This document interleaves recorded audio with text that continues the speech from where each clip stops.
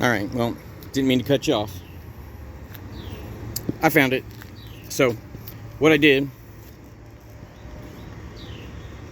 well, I'll just make this an original. The other one I'll just disregard. So I was going to show you what I'd gotten done so far, and I had this wall up, and then I ended up putting all the rest of these in since the last time I talked to you, and I had to pound them all in by hand and wore myself out. I did every one of them yesterday, and was pretty happy I got that done. And how I did that was I decided just to make one pipe, right? You see the bottom, it's beveled out.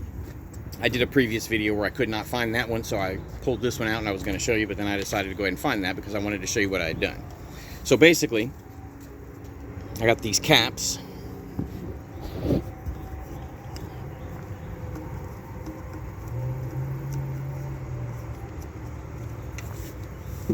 That fit on top, right? So they're pretty sturdy, and I'm pounding those instead of pounding on the actual thing. And if you saw the volleyball video, you saw where I was trying to use like sticks to pound on top of it with, and man, that was vibrating my hand and hurting and all that kind of stuff. So it became a pain. And then also, using the brick and putting the bricks together to try to dig the dirt out of the pole every single time, that became kind of problematic. So here's what I found out. I decided to use one. I would pound that in, and then I would pull it out, and then I would be able to put the regular size pole in the ground, right?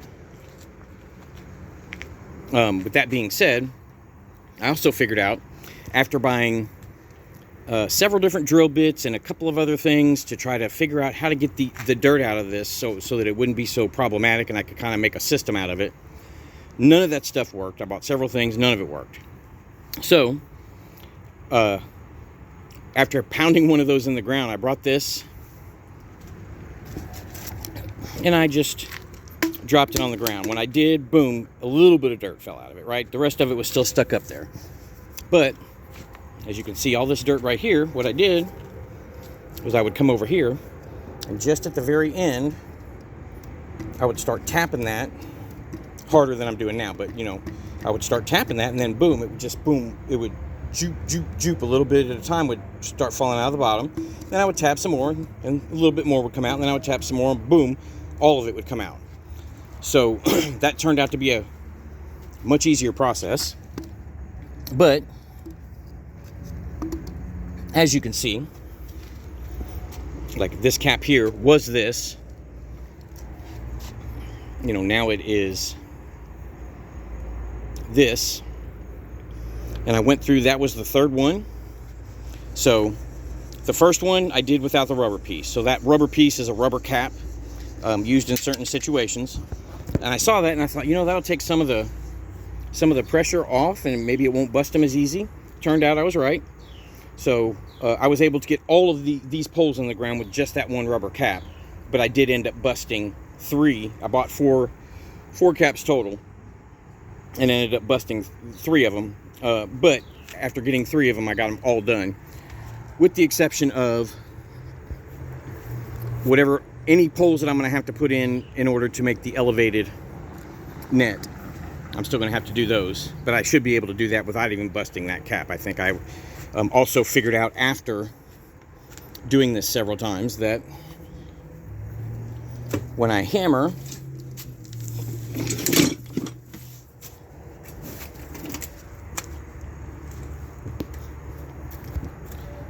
straight up and down, with it this way, boom, boom, I guess the point is too much pressure. So what I started doing was just boom, I would hammer it sideways, boom, like that. And still had plenty of force and probably got them in just as well, if not faster. And that process ended up smoothing things out, which is how I was finally able to get those in as quick as I did. And I had this concrete patch over here and I don't know what this has come from, but this spot right here is just it's a big whole section of concrete that's actually tilted up. And I don't know if I remember seeing it like when I bought the house and all of that kind of stuff, but it has showed itself over time, and it's just a concrete patch in there. So I decided to take the dirt from all the holes, and that's what I've been filling in with it. Even though I still have dirt in one of those black trash cans over there. But trust me when I tell you, there's a deep spot over there and a deep spot there, and there's still a deep spot there. I'll be filling in all these spots with all this dirt when I'm done. All right, so you watched me spray that foam insulation in, and here's the result.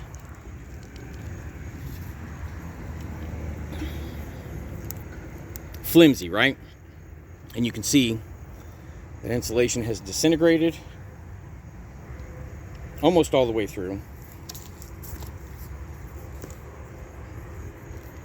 There's like a little solid spot here, which, you know, obviously there's still some give, but not near as bad.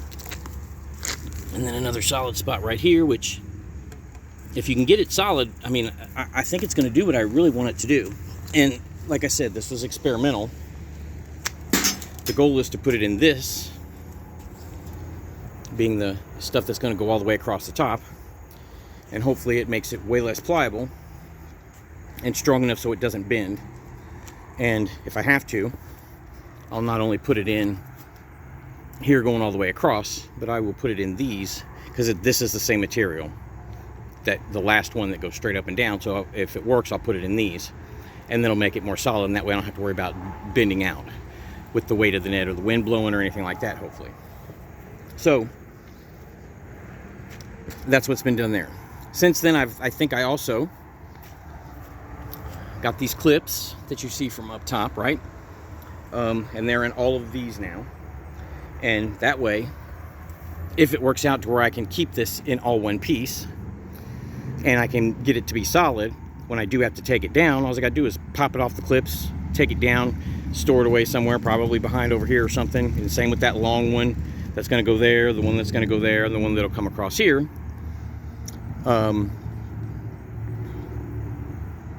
And then when I need to put it back up, I'm just popping it back on the clips, right? So that'll make that a much faster process, because originally, you know, the plan was to put it through all the holes all the way down. This is different, and I'll explain that in a second. But like you could see this one.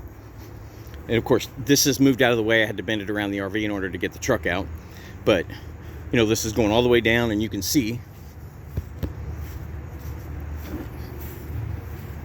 it's going through all of these, and it was a pain in the rear end to get it through all of these. Trust me when I tell you. So that was going to be a pain to do. So with all that done, originally when I bought these right here, these connectors, right, I found them online. They were a little bit cheaper, and they're just really made for furniture. The ones that are actually made for regular PVC, I guess, are a little bit more expensive, but they're not necessary. So, and of course, these were the only ones that I could find that had like the 4-way and the 5-way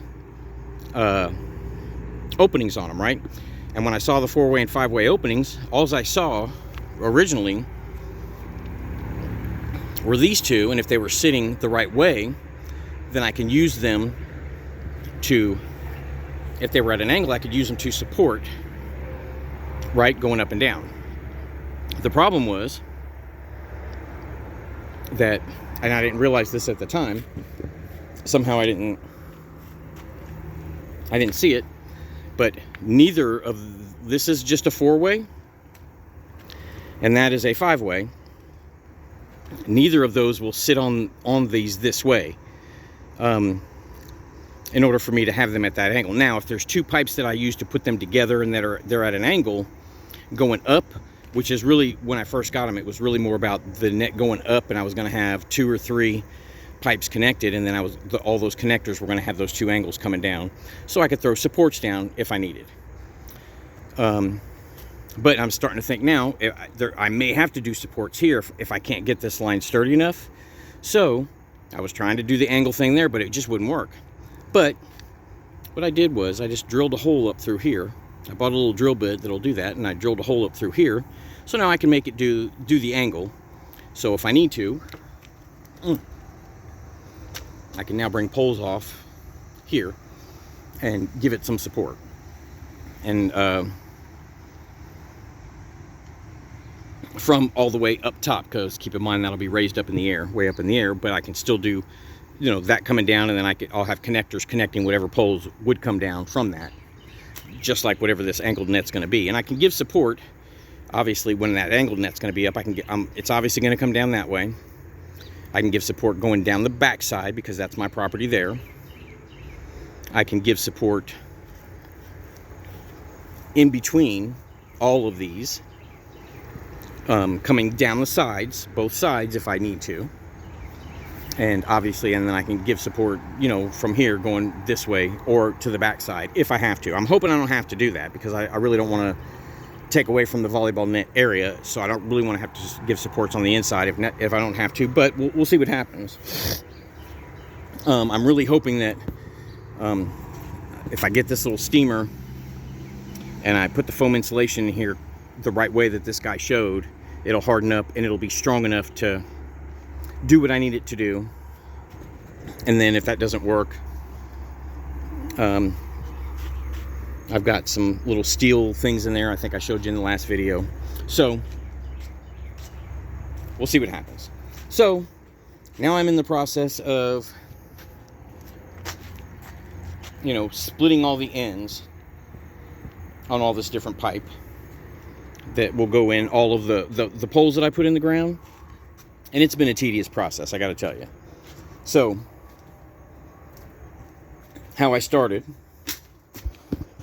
let me see if I can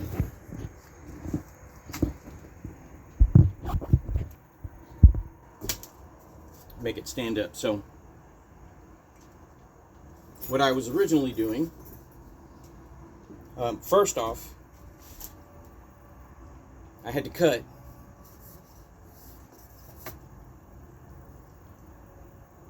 every split. I had to cut it with a hack. Well, originally was cut with a hacksaw. You know what I'm saying?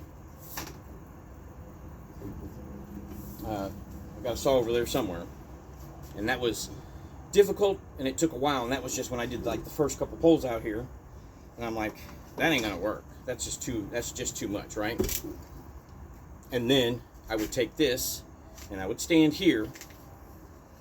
Really, I'd stand almost right where you're at, where the camera's at, and I would have to, without this attachment being on there, I would, you know, have to stand here and blow this heat gun and wait for it to heat up, you know, which is probably a good 3 to 5 minutes, depending on the size. At least on the bigger ones, it would take that long. This one, maybe just a couple minutes, and the smaller ones don't take near as long. They're usually like a minute or two. And then I'd have to wait for it to get, hot. And then as soon as it would get hot enough, I put my little funnel in, my metal funnel, push down on it, you know, and just kind of hold it there. I can twist this around and all of that kind of stuff. And wait for it. I'd have to hold it there until it cooled off, and then I could put it aside. And then I'd have to go back to the next one, turn the heat gun back on, and start heating again the next one, right? So as you can see, I got quite a few of those done. I have accelerated this process. Stand by. All right. So now, because my back, my shoulders, everything hurts when I'm standing for too long. My neck, my knees, my ankles, and all that stuff. So now I've streamlined the process as much as you can be with what I have to work with right at the moment.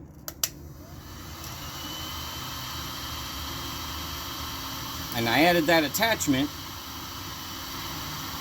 I actually got these gloves for $1.99, and they're meant to be heat gloves, right?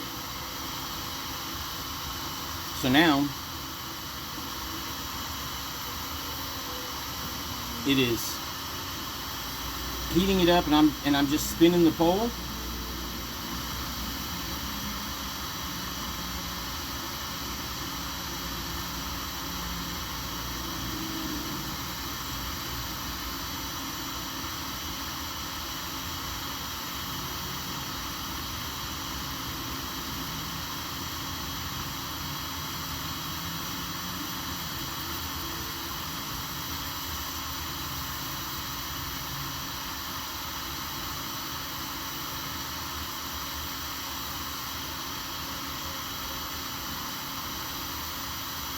And the attachment, I mean, you know, I'm assuming it's putting the heat in right in the right place that I'm wanting it at.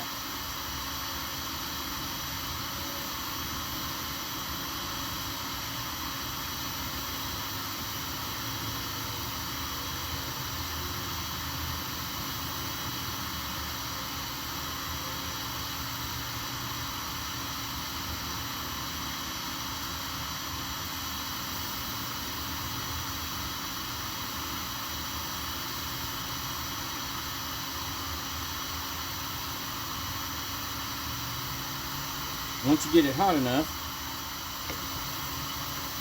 you can actually bring the next pole down.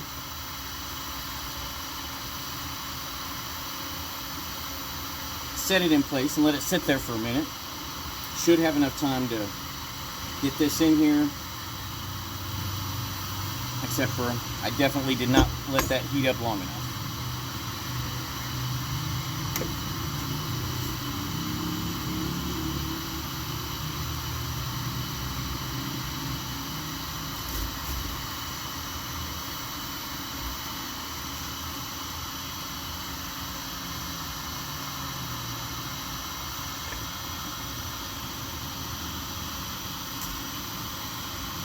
I either didn't let it heat up long enough, or this heat shield ain't working as good as I thought.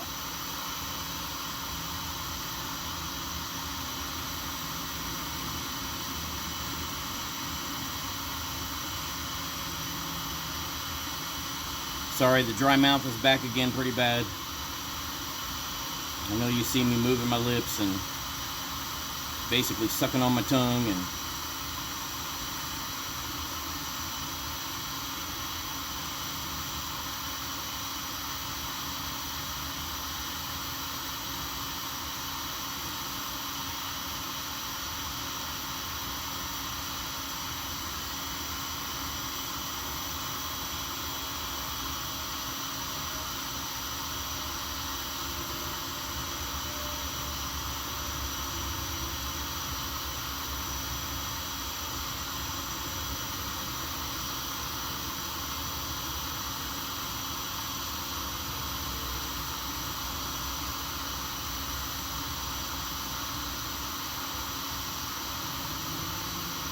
I know this part's a little boring and I'd pause it, but I got the gloves on and I can't really stop what I'm doing, so just bear with me. Sitting down is nice, much nicer than trying to stand there and do this stuff. I've almost had to do everything, you know, standing the whole time or bending over to hammer in the poles, and that bending going down and going back up, and standing to heat this stuff up and cut the lines in there. And I mean, I guess I probably could have sat down for some of this stuff, but I didn't even think about it at the time until I got to this point where I was like, I got all these to do and it's going to take forever to do them that way.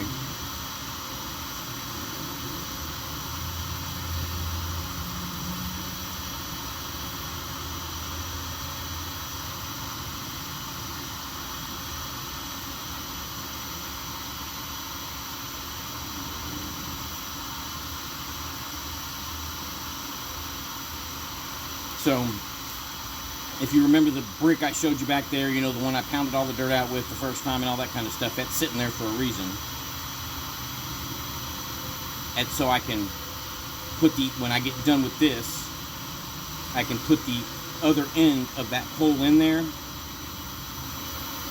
and it gives me the ability to, with one hand, hold that funnel into the pipe so I can keep it spread until it cools off, while I'm turning the next pole that is sitting here.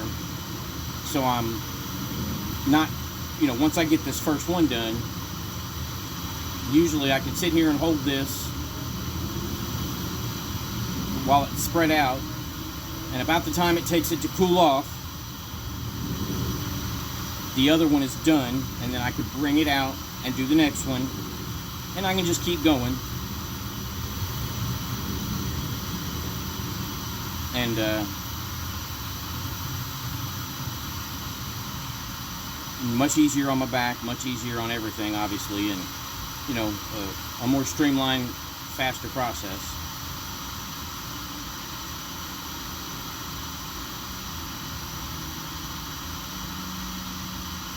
And this one definitely seems to be taking longer than the other ones that I did.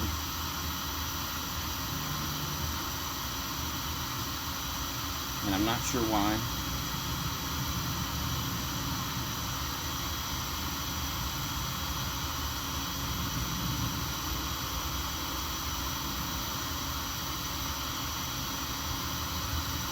I mean, usually you can tell because it kind of starts flaring out just a little bit when it gets hot enough.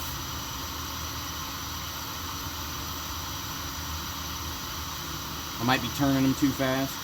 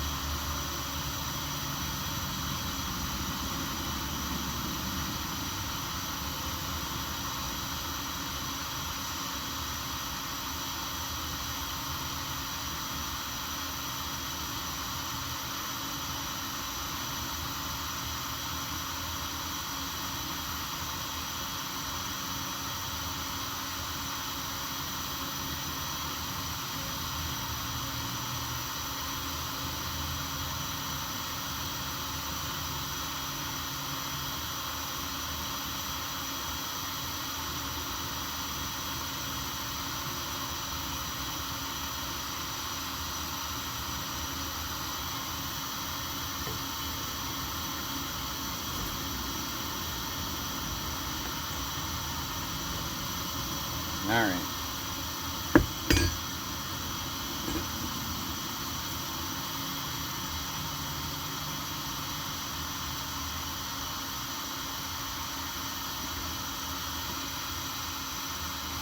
Something's not right.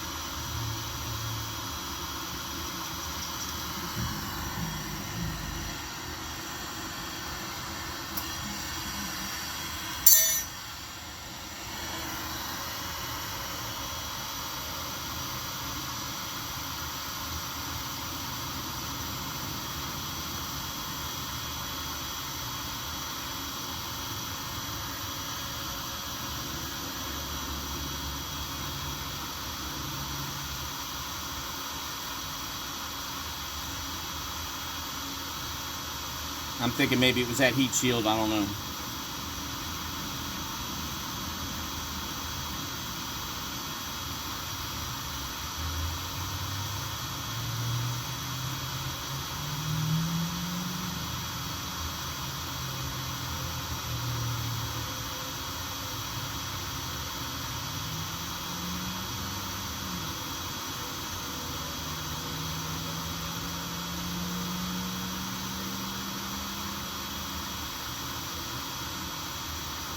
In all honesty, I mean, it's doing faster when I was doing the other ones here than it was when I was standing there holding it, because standing there holding it, you're kind of moving it around, and you know, this is much more consistent.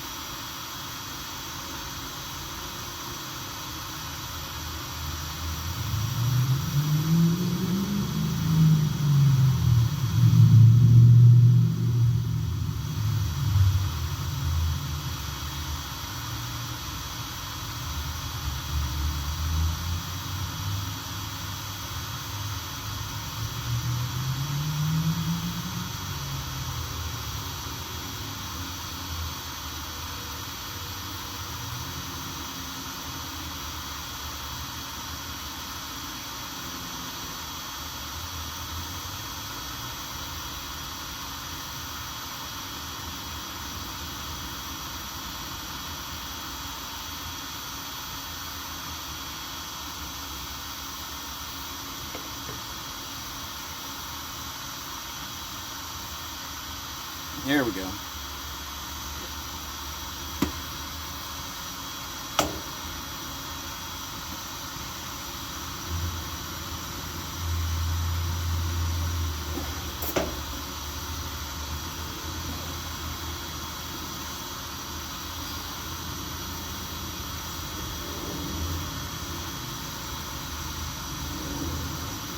Usually I'd have the other one pulled down and going, but I just wanted to show you that part.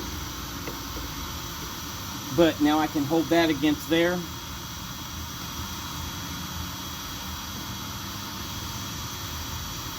And I can hold it there with enough pressure to keep this flared out. And then start working on the other one. That way it gives me a little advantage to not waste so much time. And these gloves, I'm telling you, for $1.99, because this whole pole gets hot when you're holding on to it.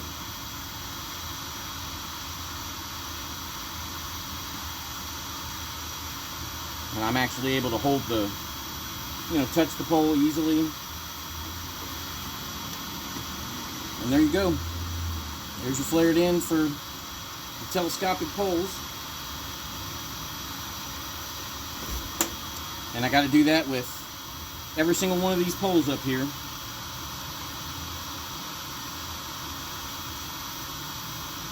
So it's going to be a while, but much faster than it had I tried to do them the original way. But of course, I guess everybody does that. You know, when you have this much stuff going on, everybody figures out a process. This is what I was able to come up with for this project here at home. It's just my mindset, it's the way I think, and I'm sure if I was to ever do this on an even bigger scale, I'd figure out a way to streamline it even more. But it's definitely less painful on my back.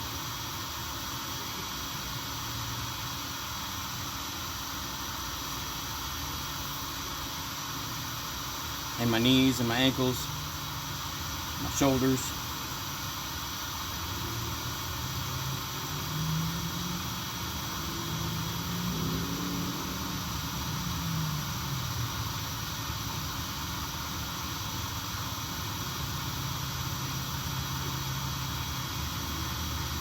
This is the last big one.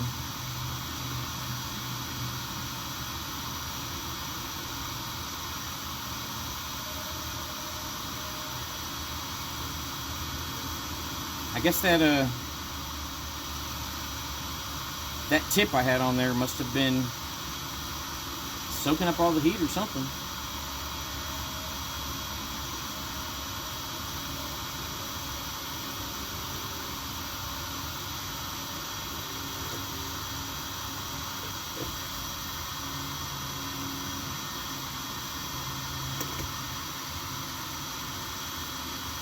Yeah, I may have to make an adjustment here because, nope, it's going to work. I wasn't sure if the, and this will go much faster. These little, those little ones right there will go way faster.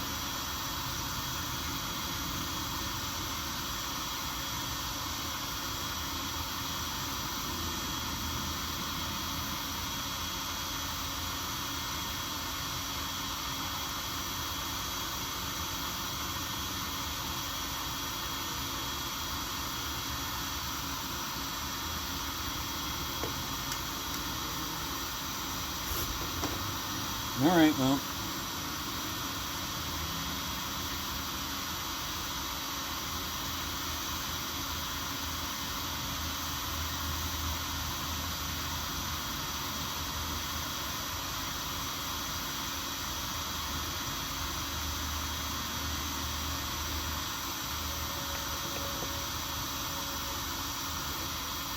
Oh, yeah.